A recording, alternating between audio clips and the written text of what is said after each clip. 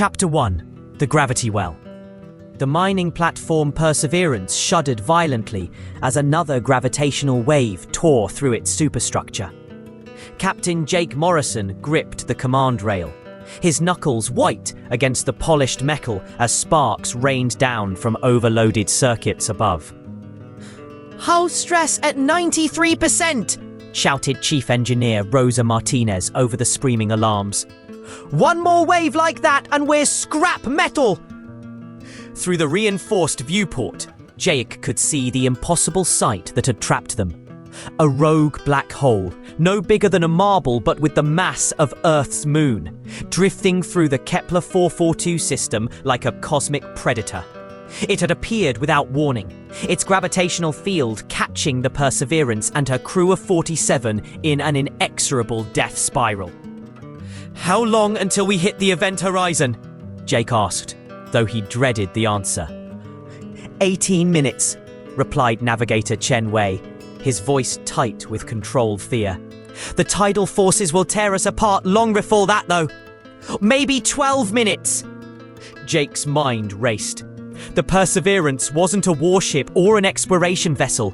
She was a simple asteroid mining platform, designed to extract rare minerals from the belt between Kepler 442c and 442d.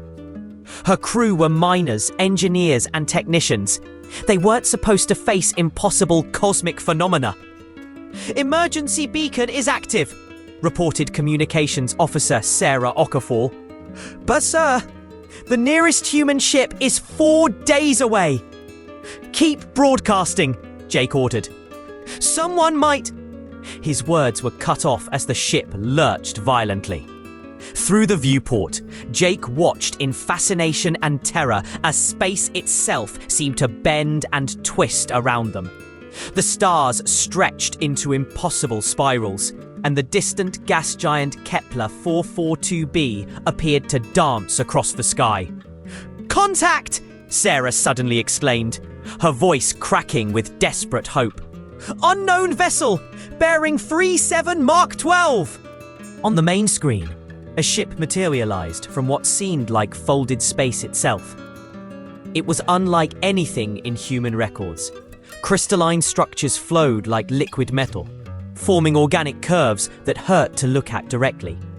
Geometric patterns pulsed along its hull in colors that had no names. "Dear God," whispered Rosa, "what is that thing?" The alien vessel moved with impossible grace, completely unaffected by the gravitational chaos that was tearing the Perseverance apart. It was beautiful and terrifying, like watching a jellyfish swim through a hurricane. "They're scanning us," Sarah reported. "I'm receiving— Wait. It's a communication attempt, but the signal is— I don't know how to describe it. It's like mathematics turned into music." Jake straightened his shoulders. First contact protocol demanded that the senior officer respond, regardless of the circumstances. "Put me through." The voice that emerged from the speakers was like crystal chimes in a gentle wind, somehow conveying meaning despite being utterly alien. "Small builders of metal and fire, your vessel fails against the dark hunger. We are Zixthara of the crystalline convergence. You face extinction." Jake cleared his throat, acutely aware that his next words might be humanity's first conversation with an alien species. "This is Captain Jake Morrison of the mining platform Perseverance. We're grateful you responded to our distress call. Can you help us?" There was a pause that lasted an eternity. The black hole's gravity continued to drag them deeper, and Jake could hear the hull groaning under impossible stress. "Your kind is unknown to us," the alien voice continued. "Small and fragile, yet you venture into the void between stars. This is curious. Why do you not flee when faced with certain death?" Jake looked around his bridge at his crew. Ordinary people doing extraordinary jobs, facing death with quiet courage. because running won't save us. We work together. We try every option, and we never give up. That's what humans do. Another pause. Through the viewport, Jake could see the crystalline ship extending what looked like threads of solidified light toward the Perseverance. You show resolve in the face of the infinite. This resonates with ancient harmonies. We will preserve your small song. The moment the alien light threads touched their hull, Jake felt the crushing gravitational pressure ease. The screaming alarms fell silent one by one, and the stars stopped their maddening dance across the viewport. Incredible, Rosa breathed. They're generating some kind of gravitational null field around us. The black hole can't touch us. We will guide you to safety. Zixtara's voice chimed through the speakers. Your courage echoes strangely in the cosmic harmonies. Perhaps there is wisdom in your small defiance. As the crystalline ship towed them clear of the black hole's influence, Jake couldn't shake the feeling that something momentous had just occurred. Humanity had made its first alien contact not through careful diplomacy or scientific exchange, but through sheer, bloody-minded refusal to give up. He had no idea that this moment would echo across the galaxy for decades to come. Chapter 2: The Long Echo. 23 years later, Admiral Jake Morrison stood on the bridge of the Earth Defense Force flagship Indomitable, watching the most terrifying sight in human history unfold on the tactical display. The hegemony of Crimson Suns had finally come for Earth. Fleet composition analysis complete, reported Captain Martinez. Rosa had followed Jake through the ranks over the decades. 4,000 vessels, Admiral. Heavy dreadnoughts, carrier groups, and something our computers can't classify. They outgun us 50-1. Jake studied the red markers spreading across the holographic display like a cancer. The hegemony had been expanding across the galaxy for 3 centuries, absorbing or destroying every civilization they encountered. Their technology was overwhelming, their tactics brutal, and their philosophy simple: submit or be annihilated. Humanity had only encountered them 6 months ago, when hegemony scouts had intercepted human shipping in the outer colonies.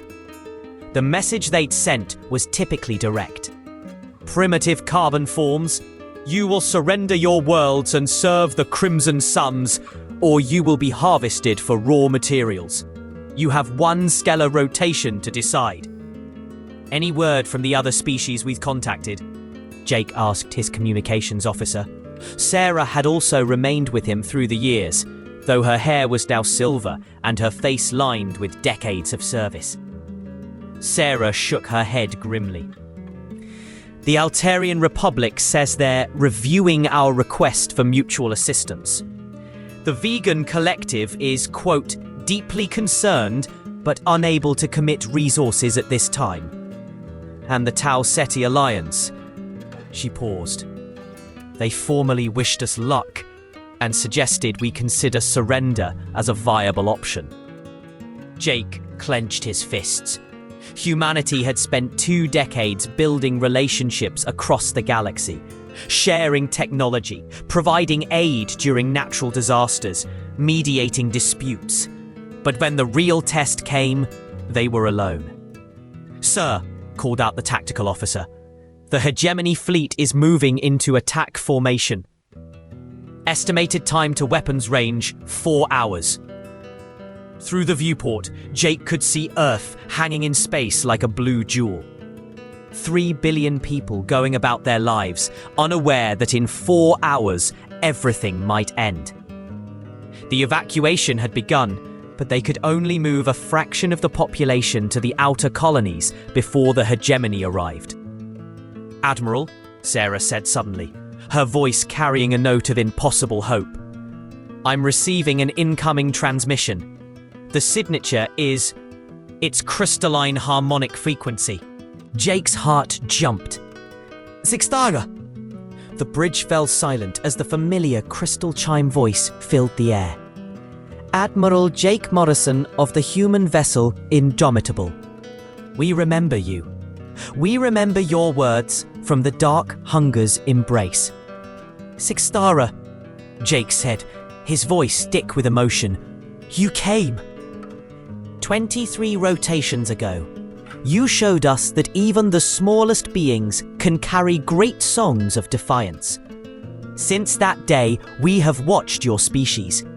You help others without expectation of reward. You share knowledge freely. You stand between the strong and the weak. This resonates deeply with the cosmic harmonies. On the main display, Jake watched in amazement as ships began to phase into normal space around the Earth Defense Force fleet. Not just crystalline vessels like Sixtara's, but dozens of different designs he'd never seen before. My God, Rosa whispered. How many of them are there? The answer came from multiple voices, each representing a different species. This is Vorthak Prime of the Silicon Depths. The humans once shared water purification technology when our homeworld's oceans turned toxic. We remember. Warsinger Cathara of the Storm Clans. Human mediators prevented our civil war from consuming 1 billion lives. The debt is not forgotten. I am Consciousness 7742 of the Distributed Mind. Human scientists helped us understand emotions when our collective began to fragment. We stand with those who showed us the beauty of individual thought. One by one, alien species Jake had never even heard of declared their allegiance to humanity. Each carried a story. Human aid workers who had stayed behind during a plague. Human engineers who had repaired critical infrastructure for free. Human diplomats who had negotiated peace between ancient enemies. This is impossible, Jake breathed. We never asked for anything in return. We were just helping. That, chimed Sixtara, is precisely why we are here. The hegemony conquers through fear and strength. But you have shown us something they cannot understand. That true power comes from lifting others up, not crushing them down. The tactical display now showed over 800 alien vessels taking defensive positions around Earth. Species that had never worked together before were coordinating their efforts, sharing targeting data, creating interlocking fields of fire. But Jake knew it still wasn't enough. The hegemony had 4,000 ships, each one a technological marvel designed for one purpose: total destruction. Hegemony fleet is accelerating, the tactical officer reported. They'll be in weapons range in 90 minutes. That's when the impossible happened again. Admiral Morrison, came a new voice. Harsh, mechanical, but somehow familiar. This is Hegemon Vraktar of the Crimson Suns. We have been monitoring your pathetic alliance's communications. The main screen filled with the image of the Hegemony commander, a being that looked like it had been carved from living obsidian, with glowing red eyes that seemed to burn with malevolent intelligence. Your alien friends amuse us, Vraktar continued. 800 ships against 4,000. Even united, you cannot stand against the might of the hegemony. But we are not without mercy. Surrender now, and we will allow your allies to depart unmolested. Continue this charade, and we will make examples of every world that dared to stand with you. Jake stepped forward, his jaw set with determination. This is Admiral Morrison. The answer is no. We don't abandon our friends, and we don't bow to bullies." "Foolish primate," Vraktar snarled. "You doom not just your own species, but all who stand with you. Their destruction will be on your conscience." "No," Jake replied firmly. "It'll be on yours." The transmission ended, leaving the bridge in tense silence. In the distance, Jake could see the Hegemony fleet beginning its final approach. 4,000 ships of destruction moving with lethal precision. But then Sarah looked up from her communications console, her eyes wide with disbelief. "Admiral, I'm receiving signals from across the galaxy. Ships are entering hyperspace, all heading for Earth. I'm reading thousands of them." "From where?" Jake demanded. "Everywhere," Sarah whispered. "Every species we've ever helped, every world we've touched. They're all coming." Chapter 3: The Gathering Storm. The Battle of Earth began at 1430 Universal Standard Time with the most magnificent sight in human history. As the Hegemony fleet moved into attack position, space around Earth erupted with arriving reinforcements. Ships emerged from hyperspace in waves. Sleek Altarian cruisers, massive vegan world ships, crystalline convergence vessels, and hundreds of designs Jake had never seen before. But these weren't just the species humanity had directly contacted. Word had spread through the galactic community like wildfire, carried by quantum communications networks spanning thousands of light years. Every species that had ever benefited from human kindness, no matter how small the gesture, had sent what ships they could spare. "Fleet composition update," Rosa reported, her voice filled with awe.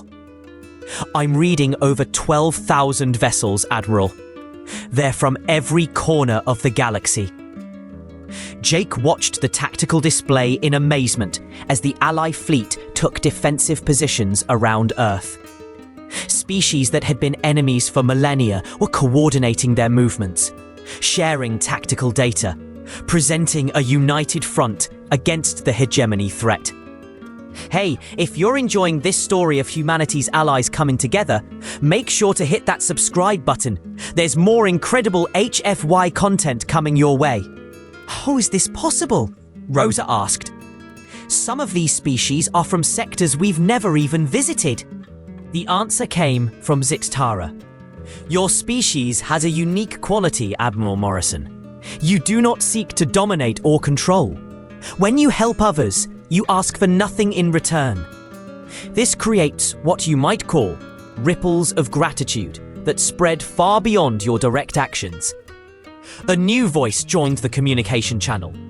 The deep, resonant tones of a vegan collective consciousness. "Admiral Morrison, this is Prime Consciousness Veltar. 20 years ago, human medical volunteers helped us combat a plague that threatened to wipe out our species. We told our trading partners of your kindness. They told others. The story spread." Another voice, this one from a species Jake didn't recognize. "Commander Morrison, I am Hive Queen Zenth of the Kittinus Reaches.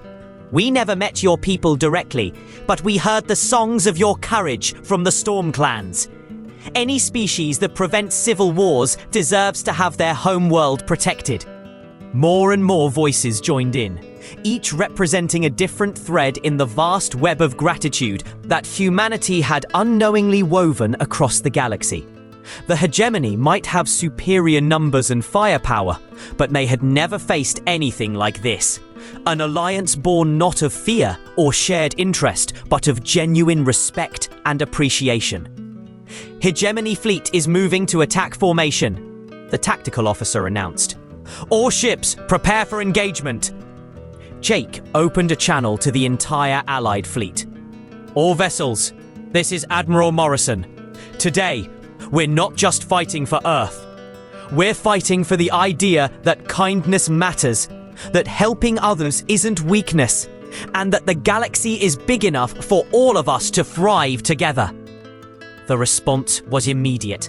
Battle cries, war songs, and harmonic resonances from thousands of different species, all united in common purpose. But Hegemon Vraktar wasn't finished. His image appeared on screens throughout the Allied fleet, his burning red eyes filled with contempt. "Pathetic creatures," he snarled. "You think your touching friendship will save you? The hegemony has conquered 1,000 worlds, absorbed the technologies of countless species. Your alliance is built on sentiment and weakness. We are built on strength and the will to survive." Jake felt a moment of doubt. The hegemon was right about one thing. The hegemony had never lost a major engagement. Their technology was legendary, their tactics proven through centuries of conquest. But then he remembered something Zikthara had said, all those years ago in the black hole's gravity well. "Your kind shows resolve in the face of the infinite." "You're wrong about us," Jake replied, his voice carrying across the Allied fleet. "We're not united by weakness. We're united by the strongest force in the universe. The choice to stand up for what's right, no matter the odds." "Pretty words," Vraktar laughed. "Let us see how well they stop plasma cannons." The hegemony fleet opened fire. Space erupted in brilliant displays of destruction as energy beams and missile salvos crossed the void between the opposing fleets. The Allied ships responded with everything they had: crystalline harmonic weapons, Vegan quantum torpedoes, Storm Clan lightning projectors, and dozens of other exotic technologies. But Jake could see immediately that they were outmatched. The hegemony ships were simply too advanced, their shields too strong, their weapons too devastating. For every hegemony vessel destroyed, the Allies lost 3. "We're losing ships too fast," Rosa reported grimly. "At this rate, we'll be overwhelmed in 20 minutes. That's when the second impossible thing happened. "Admiral Morrison," came a familiar mechanical voice over the communication system. "This is Consciousness 7742 of the Distributed Mind. We have a proposal." The hegemony's advantage lies in their U-form technology and tactics. They fight as individual units, each ship operating independently. But we are different. We are many species, many technologies, many ways of thinking. "What are you suggesting?" "Integration, Admiral Morrison. Not just tactical coordination, but true technological synthesis. Our crystalline friends' harmonic weapons, the Vegans' quantum manipulation, the Storm Clan's energy projection. What if we combined them all?" A distributed network consciousness, linking all our ships' systems together. But the power requirements alone would be manageable, interrupted Zikthara. If every ship contributes to the collective effort. Admiral Morrison, your species taught us that individual courage can echo across the galaxy. Now let us show you what happens when all those echoes combine into a single voice. If you think this is getting intense, smash that like button. This is where everything changes. Jake looked around his bridge at his crew, the same people who had faced impossible odds with him for decades. He saw determination in their eyes, the same bloody-minded refusal to give up that had saved them in that black hole so many years ago. "Do it," he ordered. Across space, 12,000 Allied ships began to link their systems together. Crystalline vessels extended harmonic resonance fields. Vegan world ships shared their quantum manipulation matrices. Storm Clan raiders contributed their energy projection capabilities. Species that had never worked together before suddenly found their technologies amplifying each other in ways no one had imagined possible. The effect was immediate and spectacular. The Allied fleet began to move not as individual ships, but as a single organism. Their combined weapons fire created interference patterns that turned destructive energy into constructive force, healing damaged ships while simultaneously striking their enemies. Impossible! Raktar screamed over the communication channels. No alliance can achieve this level of integration! You're right, Jake replied calmly. An alliance can't, but a family can. The tide of battle began to turn. The Hegemony's superior technology meant nothing when faced with the combined creative power of dozens of different species working in perfect harmony. Their standardized tactics couldn't adapt to an enemy that fought like a distributed consciousness, but acted with individual initiative. But the real shock came when some of the Hegemony ships began to switch sides. Admiral? Sarah reported in amazement. I'm receiving surrender signals from Hegemony vessels. They're asking to join the Alliance. On the main screen, Jake watched as entire squadrons of Hegemony ships powered down their weapons and moved to join the Allied formation. The communications channels filled with voices he'd never heard before, species that had been conquered by the Hegemony, their crews forced to serve in the Crimson Suns fleet. We are the remnant of Kepler 186b, came one transmission.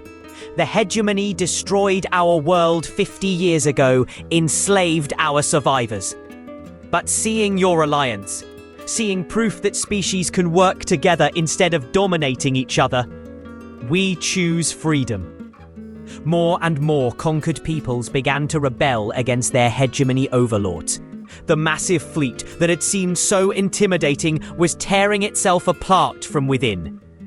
Hegemon Vraktar's image appeared one final time on the Alliance communication network, his burning eyes now filled with something Jake had never seen there before. Fear. This changes nothing, he snarled. The Hegemony will rebuild, will return with greater force. You cannot stop the tide of conquest forever. Jake smiled sadly. You still don't get it, do you? We're not trying to stop conquest through force. We're making it irrelevant through friendship. The Battle of Earth ended not with a climactic explosion, but with the most beautiful sight in galactic history. Ships from hundreds of different species working together to repair the damage from the battle, sharing resources and technology freely. Former enemies becoming allies in the space of hours. Epilogue: The New Harmony. 5 years after the Battle of Earth, Jake Morrison stood in the observation deck of Unity Station, the massive space platform that had become the headquarters of the Galactic Alliance. Through the transparent aluminium windows, he could see ships from thousands of different species coming and going. Trade vessels, exploration craft, diplomatic shuttles, and the occasional tourist transport filled with beings eager to see the legendary human homeworld where the Alliance had been born. Still hard to believe sometimes, said Rosa, joining him at the window. She wore the insignia of the Alliance Engineering Corps now, leading joint technological development projects that were revolutionizing space travel for everyone. The casualty reports from the battle? Jake asked. Final count: 47 Allied ships lost, 18,000 Hegemony vessels either destroyed or converted to Alliance service. But that's not what I meant. She gestured toward the window. I meant all of this. 5 years ago, we were a single species struggling to survive. Now, we're part of something that spans half the galaxy. Jake nodded, watching a crystalline convergence vessel dock alongside a converted Hegemony dreadnought. The former enemies were working together now, their crews sharing meals and stories during off-duty hours. Any word from the Hegemony remnants? Jake asked. Sarah's voice came from behind them. She'd been promoted to Alliance Director of Communications, coordinating the complex task of keeping thousands of different species in contact across interstellar distances. Intelligence reports suggest they're still regrouping in the Magellanic Clouds. But Admiral, you should see this. She handed Jake a datapad filled with intercepts from Hegemony Communications. Jake read for a moment, then started to smile. They're arguing among themselves, he said. Some want to attack us again, but others are questioning the whole philosophy of conquest. Listen to this. Perhaps the humans have discovered something we missed. Perhaps strength through unity is superior to strength through domination. Rosa laughed. Give it another decade and we'll probably be offering the Hegemony membership in the Alliance. Stranger things have happened, Sarah agreed. By the way, Jake, there's someone here who wants to see you. Jake turned to find Zixthara approaching, the crystalline being's form shimmering with harmonic patterns that indicated deep contentment. Admiral Morrison, the alien chimed. Or should I say, Ambassador Morrison. Congratulations on your appointment to the Alliance Council. Jake still felt uncomfortable with titles sometimes. He was a minor at heart, someone who'd stumbled into history by accident. I'm not sure I'm cut out for diplomacy, Zixthara. I still prefer fixing problems with tools and hard work. That is precisely why you are perfect for the role, Zixthara replied. The galaxy needs leaders who remember that the most important problems are often solved not by grand gestures, but by simple acts of kindness. As if to prove the point, the observation deck filled with the sounds of children laughing. Jake turned to see a mixed group of young beings. Human children alongside vegan larval forms, storm clan cubs, and dozens of other species. Running through the corridors of Unity Station as part of the Alliance's cultural exchange program. The next generation, Rosa observed. They'll grow up thinking it's perfectly normal for different species to work together. Better than normal, Jake corrected. They'll think it's the only way that makes sense. Before anyone could comment, here's something I want to ask our viewers. What would you have done in Jake's position when that black hole had his ship trapped? Would you have given up? Or found a way to keep fighting? Drop your answer in the comments below. As the group watched the children play, Jake reflected on the strange journey that had brought them all here. It had started with a simple choice, to keep fighting even when all hope seemed lost, to help others without expecting anything in return, to believe but cooperation was stronger than competition. Zixthara, Jake said suddenly, what you said all those years ago about courage echoing across the galaxy, did you know it would lead to all this? The crystalline being's patterns shifted to something that might have been amusement. Admiral Morrison, the universe is vast and strange, full of quantum possibilities and probability cascades.